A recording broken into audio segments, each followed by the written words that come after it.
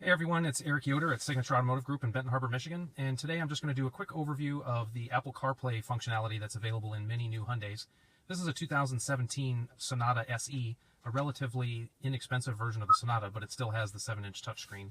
I'm going to show you some of the features of Apple CarPlay and how you can take advantage of some of the features like the maps, for example, without having to pay for a navigation system in your car. You can use the one off your phone.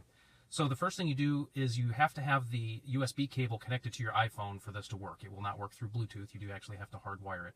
So once you plug it in, you're going to see this screen here, and it looks kind of familiar, like an iPhone screen. On the left-hand side is kind of your control bar. The three icons that you see are your three most recently used applications.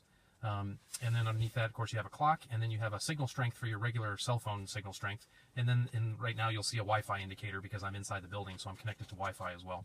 And then the bottom left is actually your home button like you have on your iPhone. That's actually how you get back to one of these main screens. Then you'll see the icons that you have here. Now these are going to vary depending on the apps that you have installed on your phone. There are only certain apps that will work with CarPlay, so you won't see all of your apps on here. You're only going to see some of them. That warning that keeps popping up, that's just because I don't actually have the car running because I'm indoors. So on the main screen here, you see your basic apps, especially the four at the top there are the ones that people use a lot. You've got your phone icon, and you can see it shows your notifications. Like right now, it's giving you the little indicator. Cancel. Okay.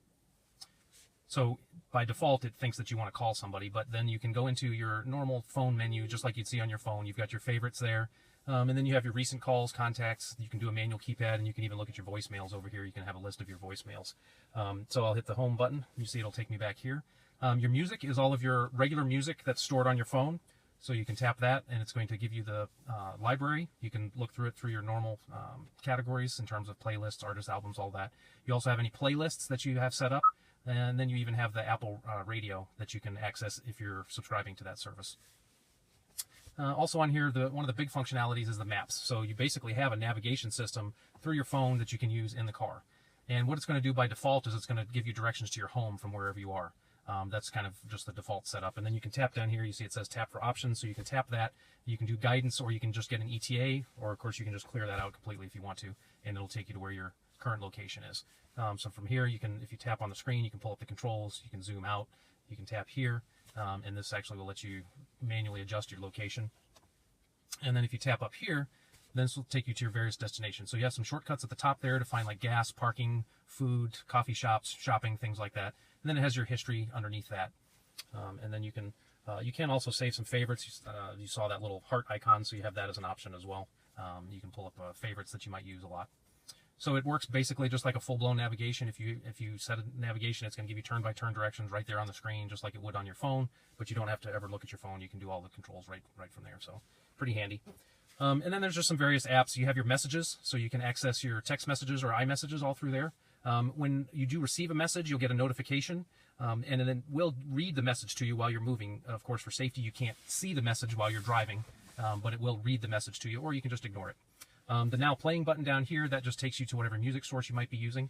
And then you do have this Hyundai button, and basically what that does is it just kicks you out into the Hyundai system instead of the Apple CarPlay.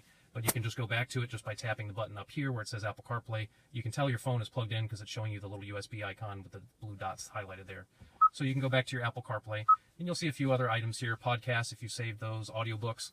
And I have some of the optional apps that are available, Amazon Music. Any of these you can go into and control your music. They're all pretty similar. They're set up with a different history and playlists that you've set up for that each individual app. But so you can have your music. You can actually just go into stations. This, like I say, happens to be Amazon because I subscribe to the Amazon Prime service. But you can hit popular, and it'll just give you some basic choices for common stations. And it shows you right on the screen. It's going to give you the information, and you can pause and fast forward, skip songs if you don't like them, and so on. I'll show you just a couple other quick items here. You can see I've got the baseball app in case it's customized for my team, which don't hold it against me, but I am a Boston Red Sox fan. In any case, this doesn't really do much in the car unless you actually subscribe to the paid MLB service, so it won't really do too much for you unless you do subscribe for that. Same thing for the NBA app. Then you've got some other music apps. You see I just installed them here, so you can see them: Slacker Radio, Spotify, Stitcher.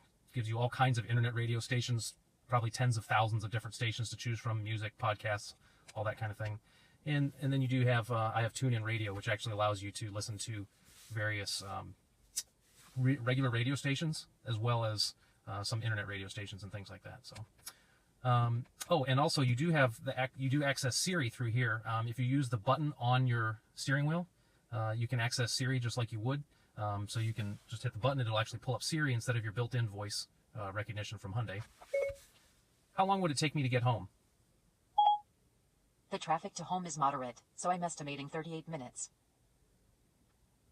So there you can see it allows you to talk to Siri just like you normally would. So again, that's a brief overview of the Apple CarPlay. If you have any questions or comments, of course, let me know in the comments below. And we have plenty of Hyundais that do offer this service, so we'd be happy to show one to you. Again, this is Eric Yoder at Signature Hyundai in Benton Harbor, Michigan. Thanks.